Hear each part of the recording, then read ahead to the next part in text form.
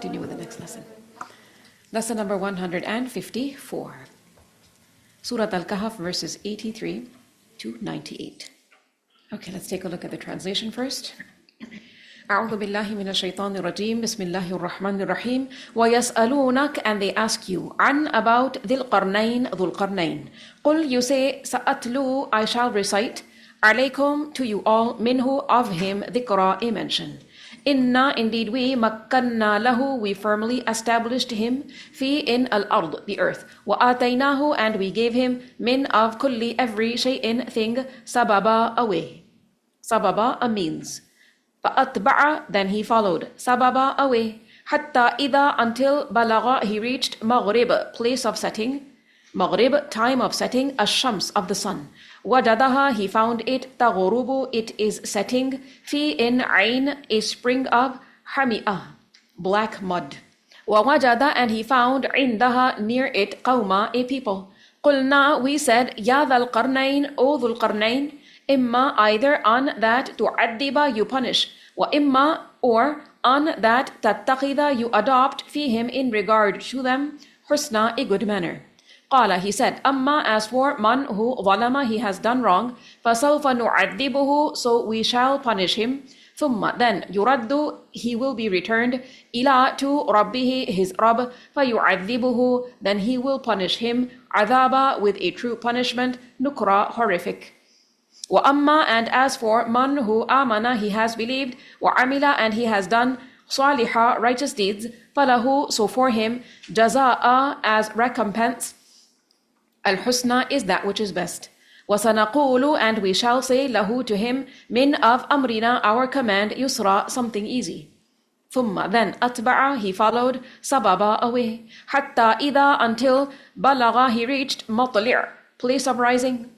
Matli', time of rising, ash-shams, of the sun. Wajadaha, he found it, tatulu'u, rising, ala, upon, qawm, a people, lam naj'al, we did not make, lahum, for them, min duniha, against it, sitra, any cover. Kadhalika, thus, waqad, and indeed, ahatona, we encompassed, bima, what, ladayhi, was with him, khubra, in full awareness. Thumma, then, atba'a, he followed, sababa, away. Hatta ida, until, balagha, he reached, bayna, between, as-saddain, the two mountains. Wajada, he found, min dunihima, besides them two, qawma, a people, la yakadun, they almost are not, yafqahun, they comprehend, qawla, any word. Qalu, they said, ya dhal qarnayn, o dhul qarnayn, inna, indeed, Ya'juj, wa Ma'juj, and Ma'juj, mufsidun, are ones who cause corruption, fi, in al-ard, the earth. Fahal, so shall, naj'al, we appoint, laka, for you, kharja, an expenditure, ala, on, provided that, taj'ala, you make, baynana, between us, wa baynahum, and between them, sadda, a barrier. Qala, he said, ma, what, makkanni, he has firmly established me, fihi, in it, Rabbi, my Rabb, khayr, is better, fa'a'inuni, so you all help me, biquwwah, with strength. Aj'al, I will make, baynakum, between you all, wa baynahum, and between them, radama, a fortified barrier. Atuni, you all give me, zubar, large pieces, al-hadid, of the iron, hatta ida, until, sawa, he has leveled, bayna, between, as-sadafain, the two mountainsides.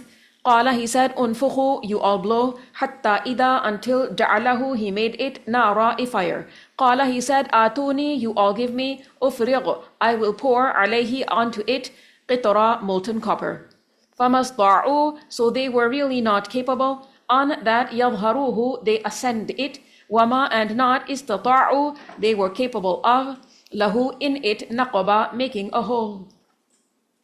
Qala, he said, Hada, this, rahmah, is mercy, min, from Rabbi, my Rabb. Fa'idha, so when, ja'a, it comes, wa'ad, promise, Rabbi, of my Rabb, ja'alahu, he will make it, dakka, crushed flat. Wakana, and it is ever, wa'ad, promise, Rabbi, of my Rabb, haqqa, true. Okay, so this lesson, lesson number 154, is from verse 83 till verse number 98. All right, now as we listen to the recitation, I encourage you to stand up, okay, so you can get a little bit of a stretch break as well before we continue. Okay, so try and stand up. If you would like to walk down to the back of the class, you can do so also with your mushaf or your juz. Okay, let's listen. ويسألونك عن ذي القرنين قل سأتلو عليكم منه ذكرا إنا مكنا له في الأرض وآتيناه من كل شيء سببا فأتبع سببا حتى إذا بلغ مغرب الشمس وجدها تغرب في عين حمئة ووجد عندها قوما قلنا يا ذا القرنين إما أن تعذب وإما أن تتخذ فيهم حسنا قال أما من ظلم فسوف نعذبه ثم يرد إلى ربه فيعذبه عذابا نكرا وأما من آمن وعمل صالحا فله جزاء الحسنى وسنقول له من أمرنا يسرا ثم أتبع سببا حتى إذا بلغ مطلع الشمس وجدها تطلع على قوم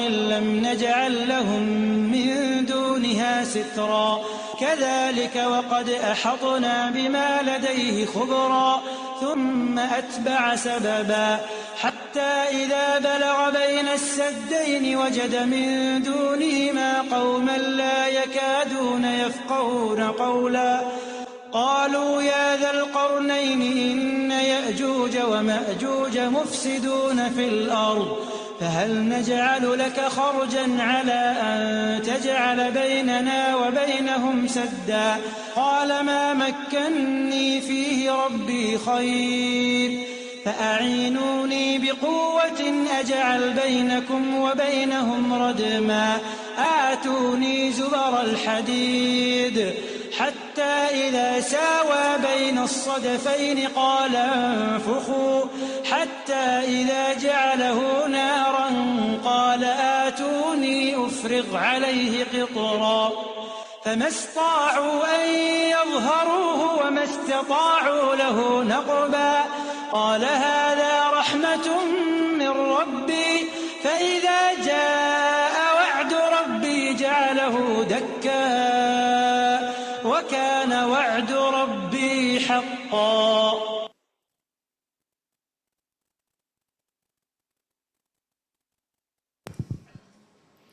Okay, inshallah, you can do some quiet study time right now until Sister Miriam joins us.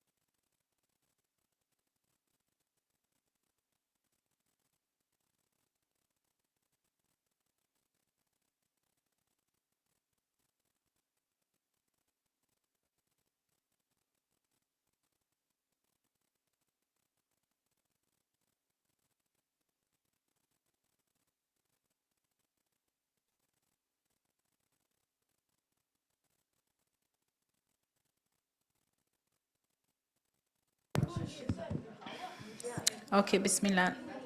Let's begin. Ladies, ready? Okay. Before we begin, we'll listen to the recitation of verses 71 to 82.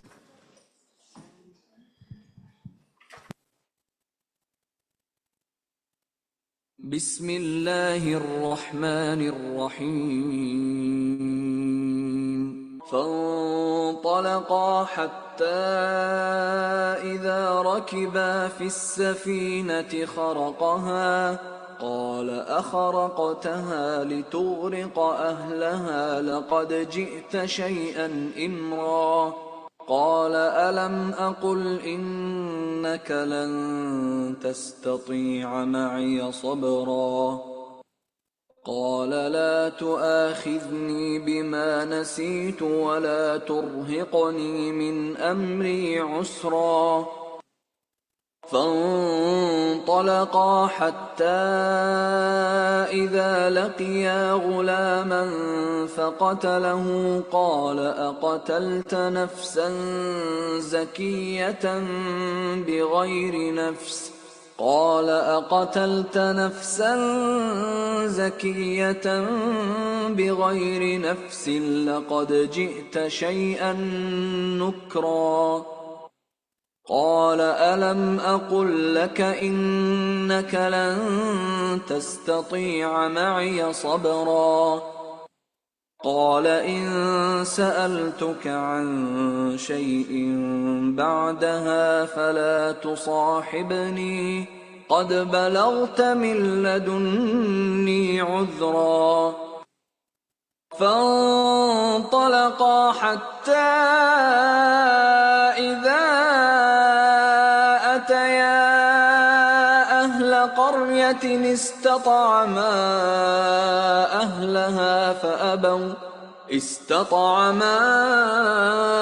أهلها فأبوا أن يضيفوهما فوجدا فيها جدارا يريد أن ينقض فأقامه قال لو شئت لاتخذت عليه أجرا قال هذا فراق بيني وبينك سأنبئك بتأويل ما لم تستطع عليه صبرا أما السفينة فكانت لمساكين يعملون في البحر فأردت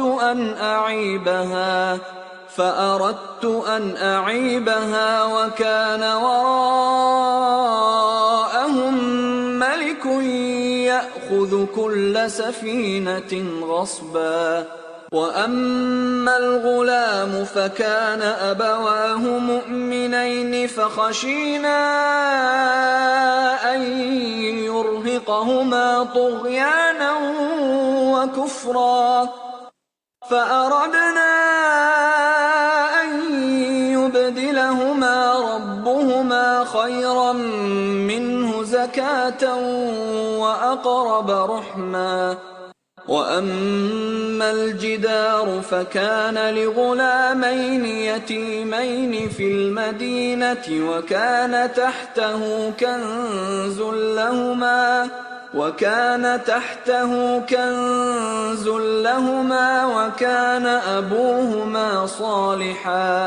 وكان أبوهما صالحا فأراد ربك أن يبلغا أشدهما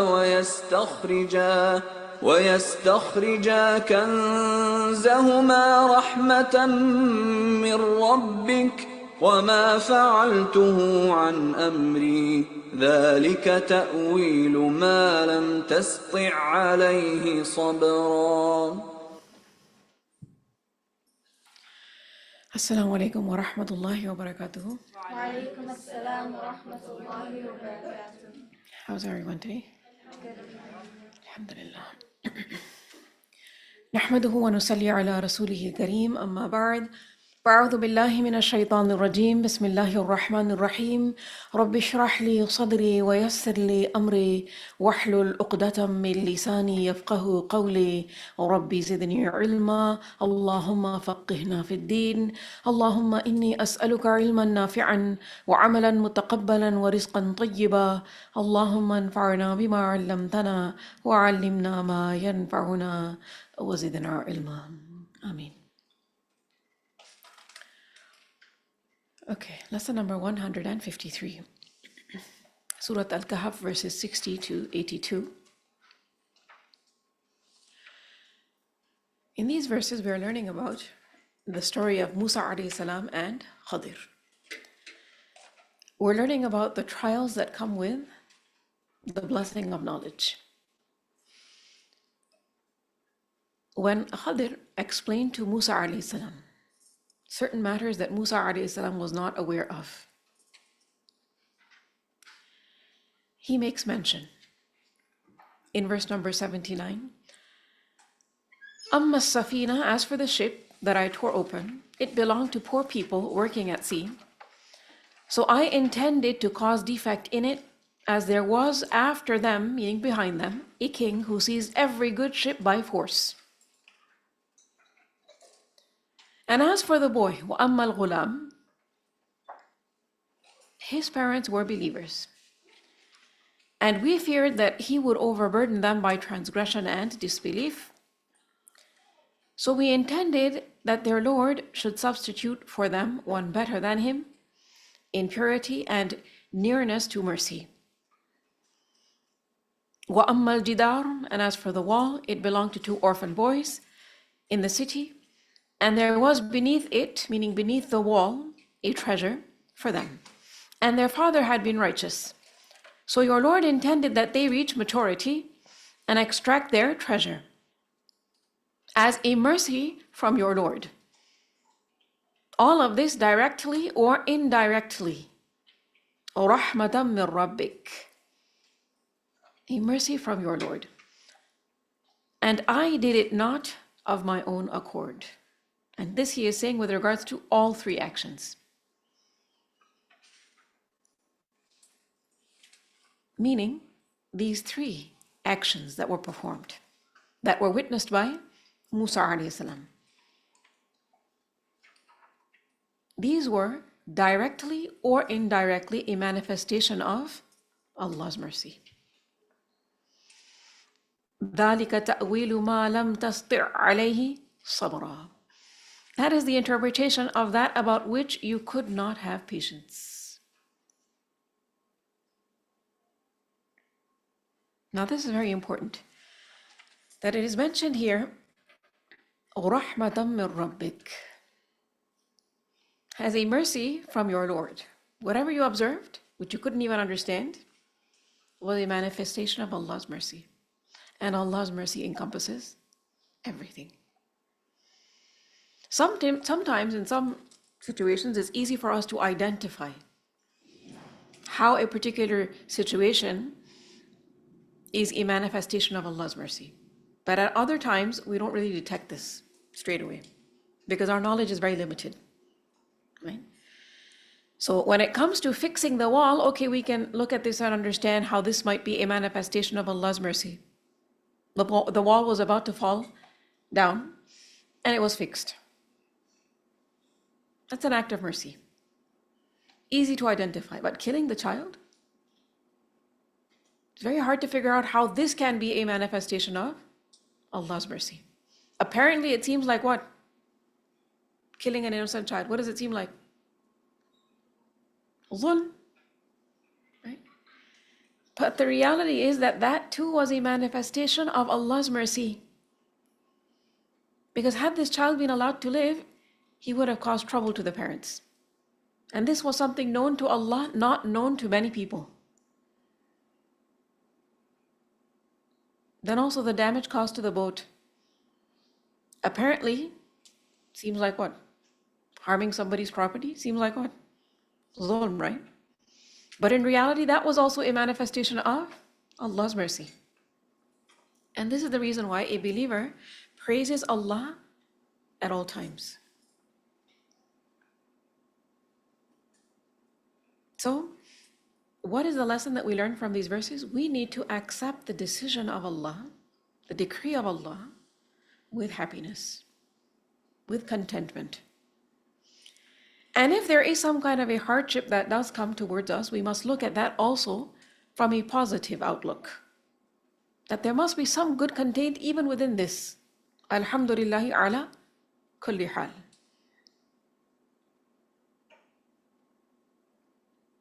It's also mentioned in one of the narrations that when Musa alayhi salam was about to leave Khadir, because their time together had come to an end, he asked for some advice. And from this also we learn that a good student will from time to time ask the teacher for what? Nasiha. Okay. So Musa alayhi salam, when he was about to leave, he asked Khadir for advice. So Khadir, he said to him, acquire knowledge not with the intention of declaring it to the people,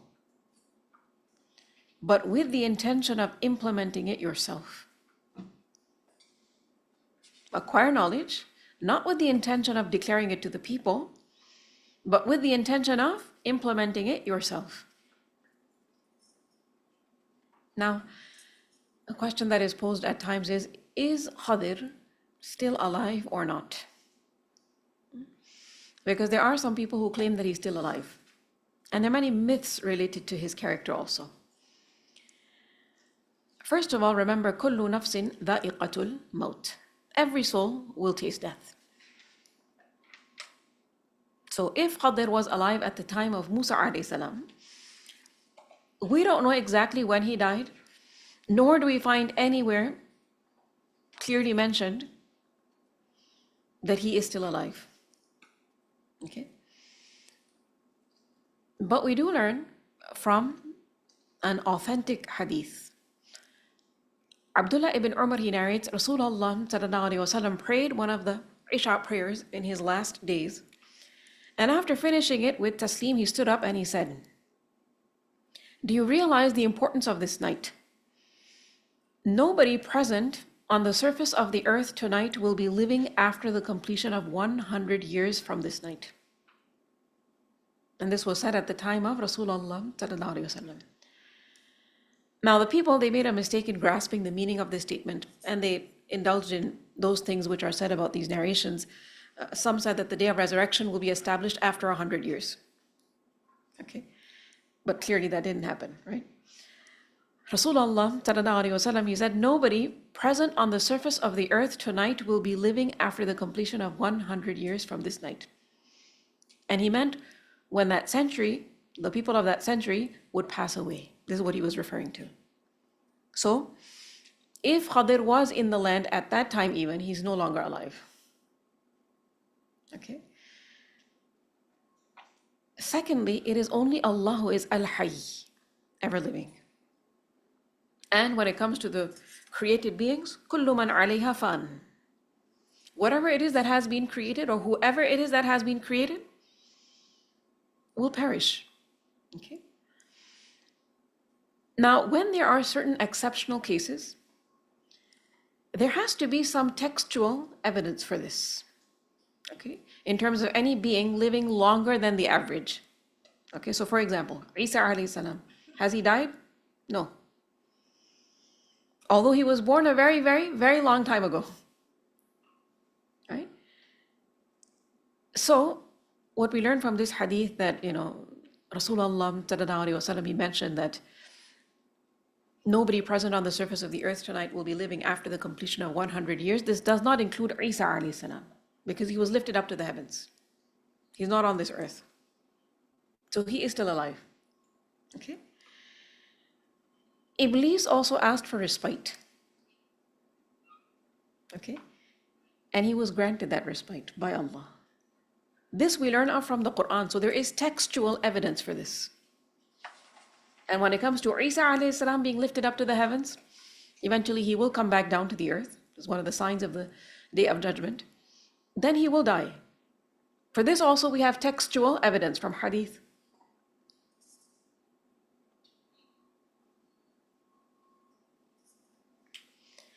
Also when it comes to Dajjal, when it comes to Ya'juj and Ma'juj, so they do exist, right? How and where and for how long, we don't know. We cannot say for sure. Okay? So when it comes to Khadir, we don't have any textual evidence indicating that he's still alive. So we cannot include him in the list of the exceptional cases where long life has been granted beyond the norm. Okay? Also, the messengership of Rasulullah sallallahu alaihi wasallam was for all of mankind. Right? So if Khadir was alive at his time, what would he have been required to do? He would have been required to come and meet Rasulullah sallallahu alaihi wasallam and follow him. Okay? But we don't find any narration mentioning that Khadir came and met Rasulullah sallallahu alaihi wasallam. Because Rasulullah sallallahu alaihi wasallam did say that if Musa alayhi salam was alive, meaning at his time, he would have followed him. Meaning he would have followed the legislation of Rasulullah sallallahu alaihi wasallam. Likewise, when Isa alayhi salam will return to the earth, whose legislation do you think he's going to follow? The legislation of Rasulullah sallallahu alaihi wasallam. He's not going to come with some new legislation. He's not going to come in the capacity of a new prophet. He will follow the legislation of Rasulullah sallallahu alaihi wasallam.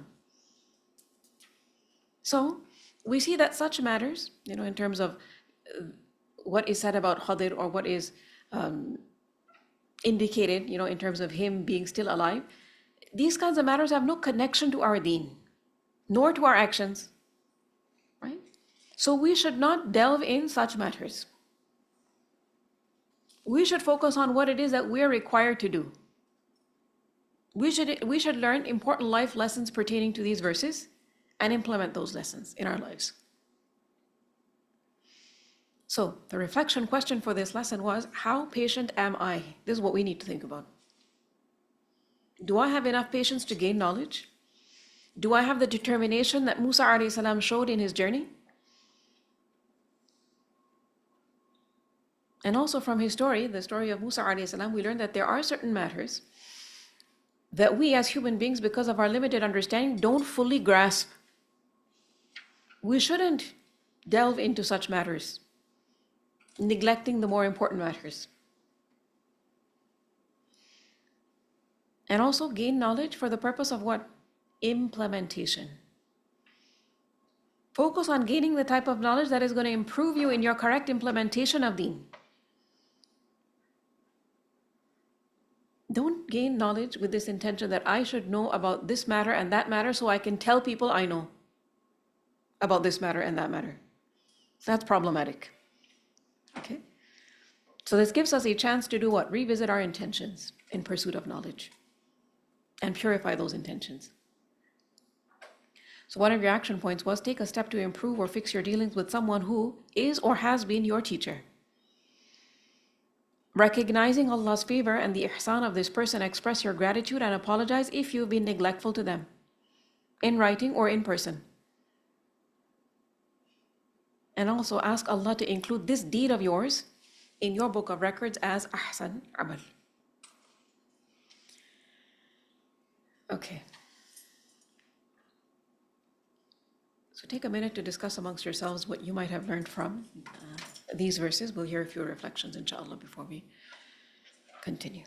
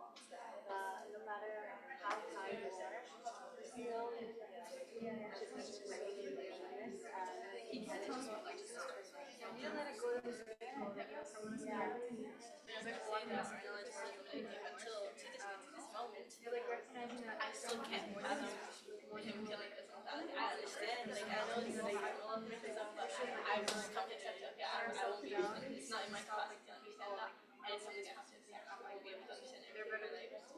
Like I still don't have that. I'm not convinced, but like I can't. I'm not gonna reach that level. Like I'm not gonna understand everything that I want because my knowledge is limited, and so it's important to recognize that and see.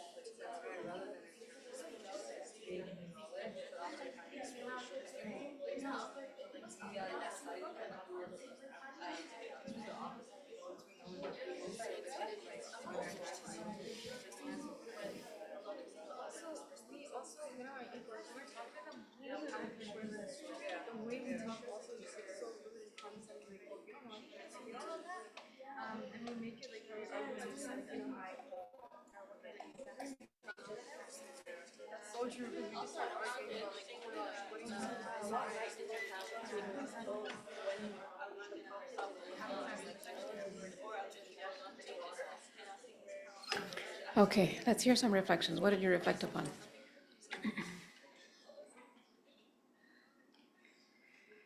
What did you learn from these verses?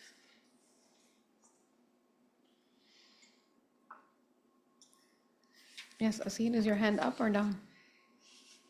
It's up, okay. Where's the mic? Let's pass the mic, please.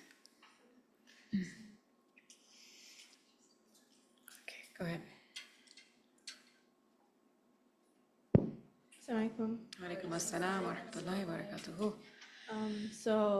The biggest thing I learned from this was that our knowledge is very limited, and it's very important to accept this and to understand this.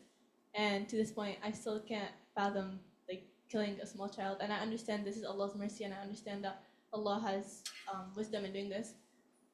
And I understand that I won't be able to understand like the full like depth of it, and I know that I won't be able to understand, and I still can't comprehend it fully. And I just have to accept it. Now I've accepted that I won't be able to understand it, and this is my position as a human being. My knowledge is limited. Yeah. I won't be able to know, and it's important to understand that and just accept Allah's decree sometimes. And if you think about it, is this not really very crucial information? Crucial knowledge. Knowing that Allah knows what you don't know. That's basically knowing Allah. That's knowing Allah. Think about knowledge in general. There's so much that human beings can know, right? I mean, there's so many fields of knowledge out there. What do you think is at the top? So most important knowledge, most valuable knowledge. What do you think it would be? Think about everything that you can possibly know, or human beings can possibly know. What's at the top in terms of value? Not popularity necessarily, value. Knowing Allah, knowing the Creator. Because haven't we been created to worship Him? How can you worship Him without knowing Him? No, that doesn't mean you can know everything about Him. Because in this worldly realm, we cannot see Him, right? But has He taught us about Himself? Yes. So this knowledge is very valuable. Knowing that Allah knows what you don't know is very important. And our iman is connected to this very deeply. Connected to this is also belief in the hereafter, belief in the unseen as well. This is what grants human beings stability, this faith. If it is that a human being starts thinking that seeing is believing and I have to understand everything, what's going to happen? Sooner or later. Is a human being ever going to be able to understand everything? No. So we have to accept the fact there are many things that we are not going to be able to understand in this worldly realm. But we have not been charged with that responsibility to understand everything. Right? Okay, what else? Yes, Sister Shavana.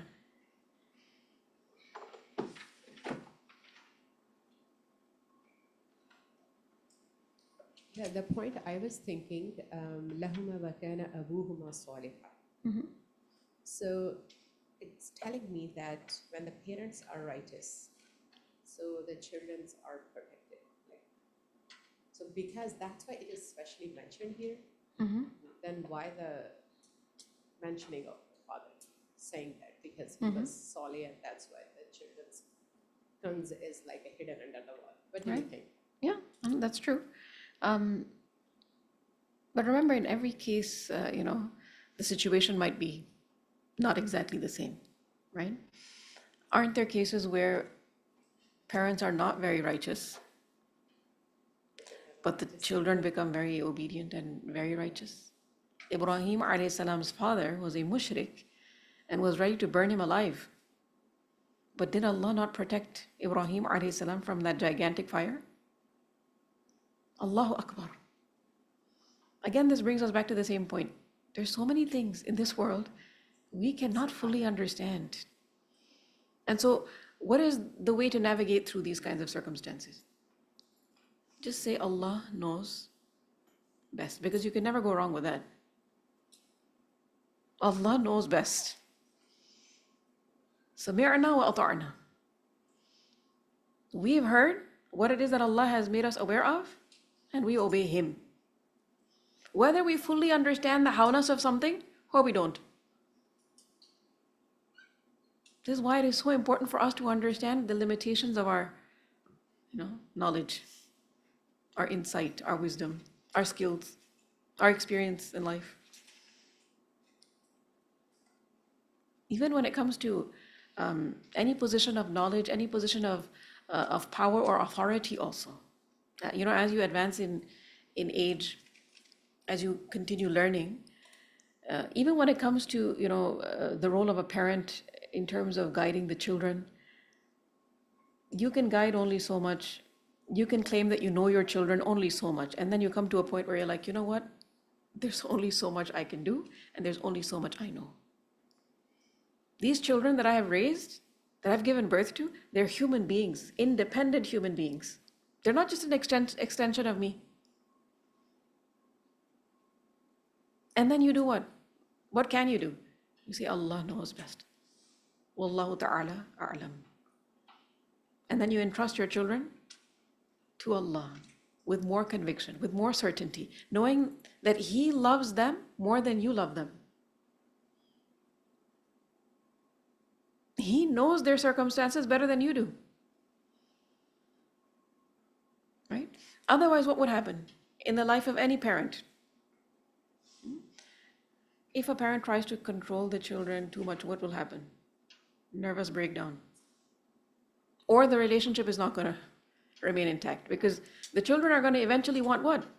Some level of independence. I mean, they're going to become parents as well, right? But if they're still being controlled by their parents, isn't this going to be problematic? So we, as human beings, in terms of knowledge and also authority and power, because the next story is related to the tests that come with power and authority. Our knowledge, our authority, our power is in this worldly realm always going to be limited. That's how it's designed to be. And when human beings acknowledge this and are at rest with this and are content with this, then they can reach their, maximum optimal potential here in this dunya. Otherwise, they're going to become very frustrated, very negative, very counterproductive. Okay?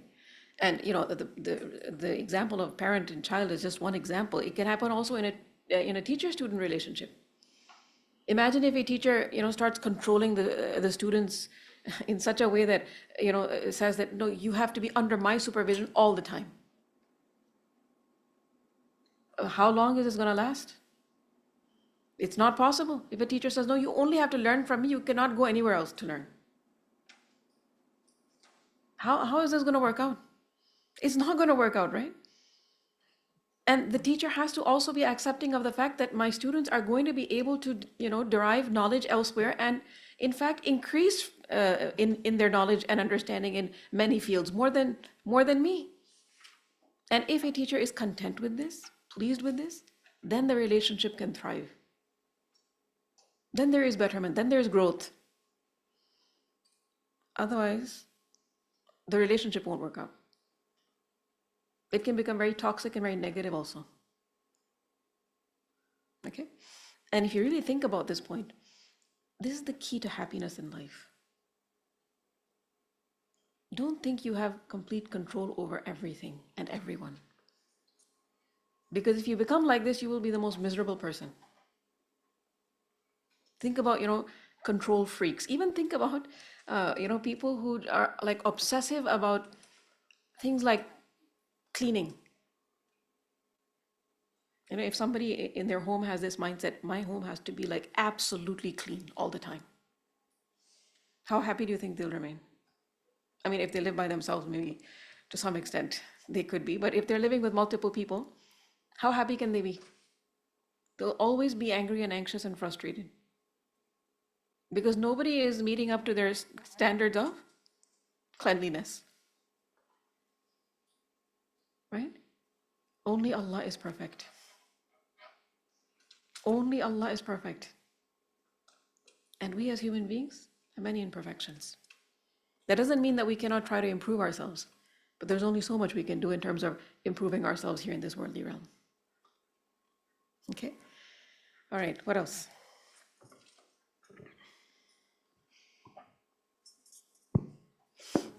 Alaikum assalam wa rahmatullahi wa barakatuhu.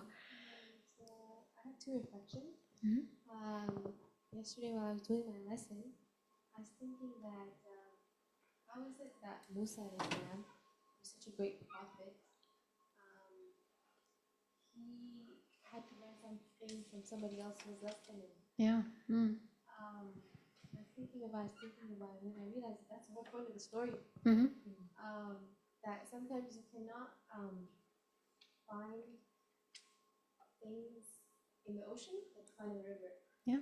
I was thinking about like Qadr Islam is the river here. There was certainly something that Musa Islam was missing, and all the three things that he did, the three acts and the justification that he gave, we cannot understand it from our outward tree. Cannot. The wisdom is behind it is something else. So I was thinking about that, and then I was also thinking about again how Musa Islam being the greatest prophet, making him the greatest human being in his time. He was the one who went out to seek the teacher. So another point I realized was the student or the seeker. Probably this is one of the adab of ilm. The student or the seeker goes out and looks for the teacher, not that the teacher goes around and looks for the student. Very true. So that's the 2 points. Yeah, very important 2 points. Also, when it comes to the student seeking out the teacher, the focus is on the knowledge, right? Not the personality. Allah creates means for us to acquire knowledge. He arranges tools, means, people also. We shouldn't get too caught up in the means only. We should respect the knowledge. Respect the knowledge. So when it comes to learning from any teacher, respect them for the knowledge that Allah is bringing to you through them, and respect them for that. That doesn't mean that you indulge in like something like personality worship. That's very problematic. But also, even if you observe any deficiencies in a teacher, a human being, right? Does that mean you have to start looking down upon the knowledge that you're gaining from them? Does that mean that you can now disrespect them? Not at all. No human being is completely free from mistakes, shortcomings. Still remain respectful towards those who are teaching you anything. This is not only with regards to, learning the Qur'an in an institute from someone. This is with regards to learning anything from anyone. Respect them for the knowledge that they're bringing to you. Allah has selected them. And don't expect from them, perfection. Because again, if you do, what's going to happen? You're going to experience heartbreak sooner or later. And for some people, that becomes very problematic. Sometimes it cuts them off from, in the case of learning deen, it cuts them off from deen because that teacher that taught me deen made this mistake, I'm going to cut off from deen. The teacher was a human being. Allah's deen and its establishment is not dependent on any human being. Prophets have come and they've gone. The deen of Allah is beyond that in terms of scope, beyond human beings. And this is why, again, when you think about this advice of Khadir to Musa alayhi salam, acquire knowledge, not to tell the people, tell the world, I know this and I know that. Acquire knowledge for what? Implementation. For your betterment, your salvation. Okay. All right, yes, go ahead, Maryam, from the online students. Assalamu alaikum wa rahmatullahi wa barakatuhu. Alaikum assalam wa rahmatullahi wa barakatuhu. I was just reflecting on Ayah 82 as it had answered a question that had been roaming through my head for the past month and a half. There is a specific situation that happened. It was Jummah, and my brother had just given khutbah on dealing with depression in a way, dealing with hardships so that we don't fall into depression. And, I was standing outside afterwards. I was talking to someone, and I just heard a really loud accident, a car accident, and it sounded so fatal in itself. And in that moment, I just started making dua to Allah that whoever was in the car is okay. And I was just really shaken myself. And not even 10 seconds later, my mom comes up to me and she's like, "Hey, your brother's just got into an accident." And we went up and we saw the car, and just looking at it itself, the whole front half of the car was completely smashed, and the car was totaled, and there were parts of the car that were on the street, and it was in a ditch. And, I was looking at it and I was like, there's no way that they are not scratched or that they're not hurt. And, when I went up to them, they're like, "No, we're not hurt at all. There's not a single scratch on our bodies." And my younger brother, he's a little bit of a nerd, and he was over here telling me the physics behind what had happened. And he ran down every single situation of what could have happened in that moment. And he said that there is no way that we are safe right now. Like, that is from Allah, because the car would have flipped or the car would have went on fire. And there were so many different things that could have happened. And he said that the fact that this specific situation happened is from Allah. And, about 5-10 minutes later, everyone knew that they were okay. So now everyone's gratitude is out the window, and we're all just worried about the car and the insurance and all of that stuff. And there was a woman who was standing behind us, and she was standing there for like 20 minutes, and she had her hands raised the entire time she was making dua. And I went closer to her, and she just kept saying, "Alhamdulillah, Alhamdulillah." And I said salam to her, and she gave me a big hug, and she told me, she said, "Keep saying Alhamdulillah." And me and my mom, we were heading out, and I was talking to her about how shocking this was. And, I was being a little negative about what had just happened, because the same exact time last year, my brother's car lit on fire, and this is the second car that this had happened to. And she told me, she said, throw this negativity out the window. And she said that this is a manifestation of Allah's mercy, and that perhaps this had happened so that Allah can save him from a future calamity that was even worse. And I understood the second part, but I never understood how this car completely being totaled would be a manifestation of Allah's mercy. And these ayat had answered my question, because I realized that our knowledge is so limited, and there are so many things that happen to us that we will never be able to fathom why it had happened, and only Allah knows. But that doesn't mean that we have a negative connotation of Allah and why he did it, because his knowledge encompasses everything. And even if we don't understand, we should always just believe that Allah did it for the right reasons. Right, absolutely. And the benefit associated with simply being pleased with Allah's decree is so great. That's a means of elevating your ranks greatly in the sight of Allah. And that, in the end, that's what matters, right? Your rank in the sight of Allah is what matters. Because again, your relationship with your Creator is the most important, significant relationship in your life. And if something happens to you, some situation unfolds before you, and you don't understand the precise howness of it, why did this happen, what's the good in this?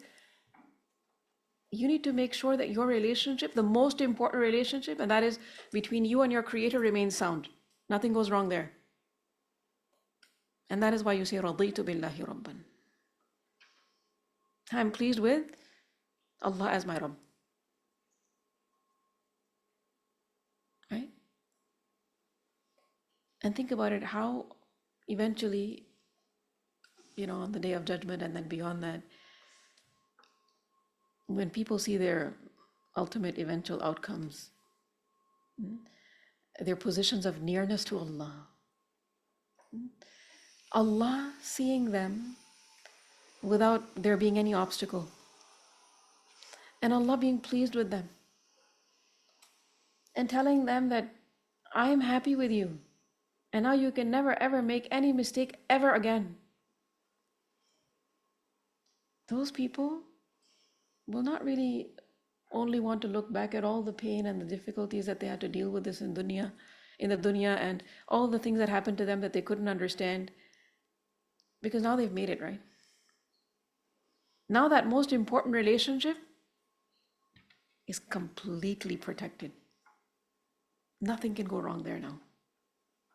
And so everything else falls into place. That's what we're striving for. وَرِضْوَانٌ مِّنَ اللَّهِ أَكْبَرُ. Approval from Allah, that's the most significant thing. And in this dunya, you will have to gain that approval of Allah through sometimes painful situations, difficult situations, situations you don't fully understand. So, what should you do then? Only get lost in the confusion here? It's difficult. You may shed tears. You may be like, what's happening? But then you have to remind yourself, my ultimate destination is something else. The ultimate destination is nothing of this dunya. These are only the means to get to the ultimate destination. Right? And we experience these kinds of situations in this dunya also. When you're intending to go from this city to maybe a different city in a different place in the world, different continent altogether. You have to cross many, many miles. Oceans also. You leave your home, you have to embark upon an airplane, right? You have to spend some time in the airport.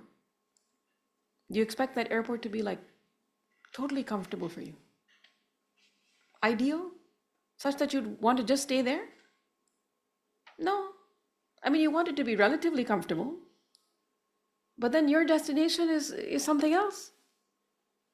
You want to be in the airport for some time so that you can get onto the plane and then get where you really want to be. The dunya is like that. Yeah, you want it to be relatively comfortable, but how long are you going to be here? It's not the permanent abode. You're aiming for something far better, far superior. So deal with a little bit of discomfort here in this dunya, remembering it's just dunya, darul amal. What you're aiming for is success and happiness and bliss where? In darul jaza. For how long? Forever and ever and ever and ever. Right? Okay. Anything else?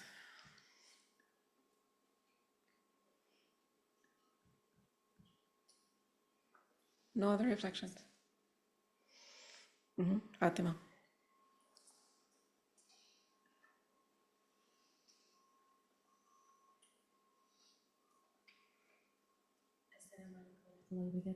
Walaikum assalam wa rahmatullahi wa barakatuh.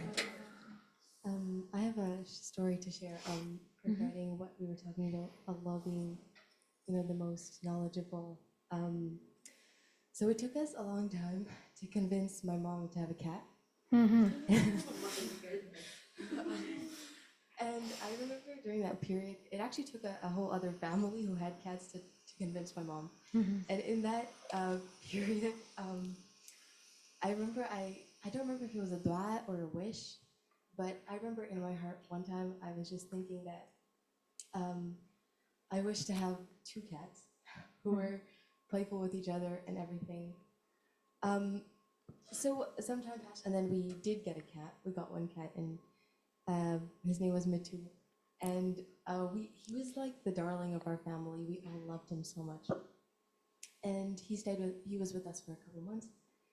And then we were in Egypt at that time, so we were at the 6th floor. And and then one day he fell over the balcony, and he didn't make it.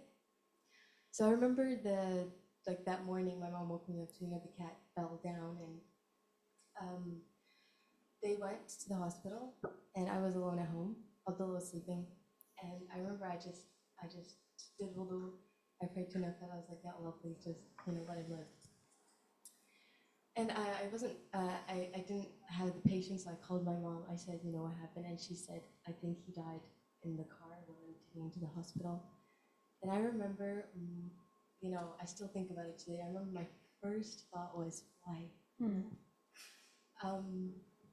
And subhanAllah, we were really sad for a couple of days and everything. And then after that, time passed, and we tried to get, we got like a couple cats, but it was never like, we never felt like connected or anything. And then we were even able to rescue a cat, but that was because we didn't really have a cat in our house. And then after that, finally, alhamdulillah, we were able to get 2 cats. And I remember one time I just saw them playing together, and I remember that one wish that I made so long ago. And I was like, subhanAllah, I was so happy that, Allah knew. I didn't know at that time. I totally forgot. Allah remembers. We forget about the things that we wish for. And subhanAllah, it's amazing that our qadr, like people who don't believe in Allah, they think they can control their fate. And they think that's a good thing.